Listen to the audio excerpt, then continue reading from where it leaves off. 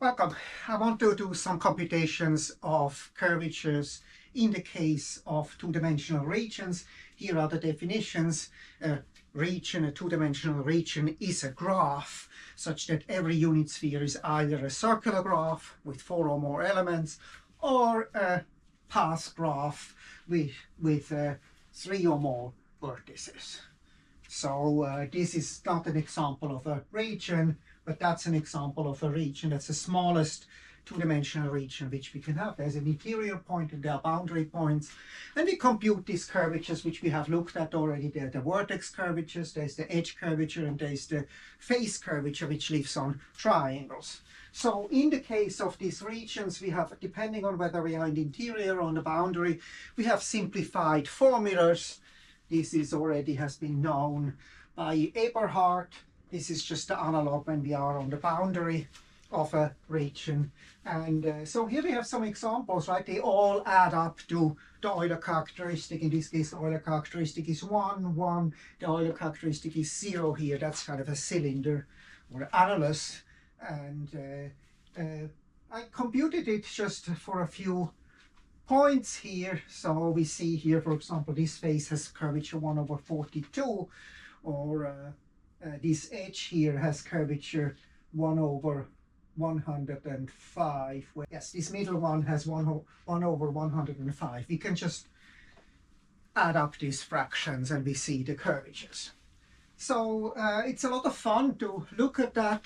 I actually got into this game of graph theory by looking at regions in the flat two-dimensional plane. Hexa, this is an example of a region in a flat two-dimensional plane. And I was looking at curvatures just in 2009, looking at curvatures which satisfy a piezo type curvatures, which depend on not only on the unit sphere, but on the unit sphere of the unit sphere. And in some sense, this is also a curvature which, these are curvatures which not only depend on the unit sphere of a vertex, but they depend on the unit sphere of 2 vertices. So it's somehow piezo type curvature.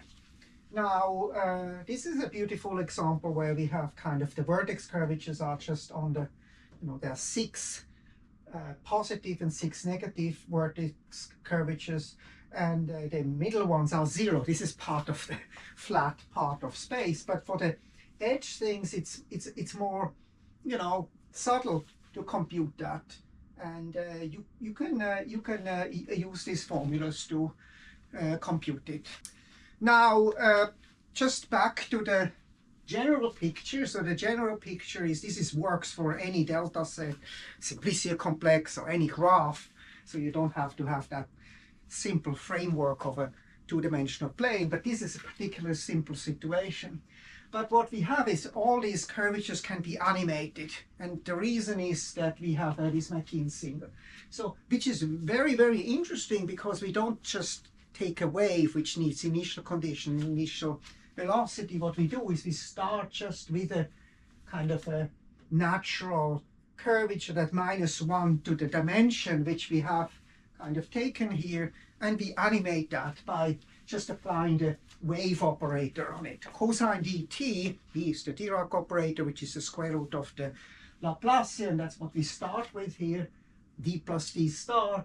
That gives us then automatically kind of a deformed curvature. So we can look at what happens when we deform them, and we can also look how these waves move, and we can also then take these curvatures and put it on the k-dimensional space. That's what we did here. We put the curvature, all the curvature on the 0-dimensional space, on the 1-dimensional space, or 2-dimensional space. Here's an example illustrating this. We put everything on this edge, right? So what are these? These are contributions of A is 1 over 5, because it gives everything to the 5 neighbors. This one gives everything to the 7 friends.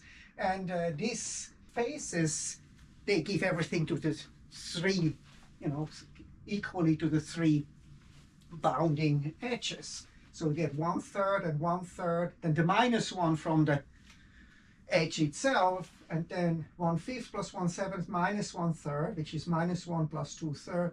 That gives us the 1 over 105. So it's just putting everything down to the one-dimensional space gives us these edge curvatures, and this can be done for any k, and so we get curvatures which, you know, live on k-dimensional parts. They are drilling. I have to stop because they are working and drilling all over the places here in the Science Center. So maybe just one of the main motivations was to get a good notion of sectional curvature, and maybe these face curvatures on two-dimensional faces is a natural sectional curvature.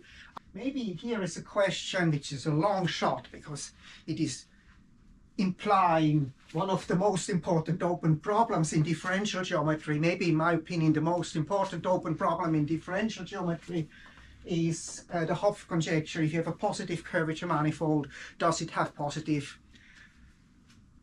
Euler characteristic if it's even dimensional? That's not known. And so I was experimenting for years with index expectation, right? You can not only take the Gauss-Bonnet curvature, which is this one. Gauss-Bonnet curvature is not positive for positive curvature manifolds already from dimension 6 on, so Gauss-Bonnet doesn't imply that.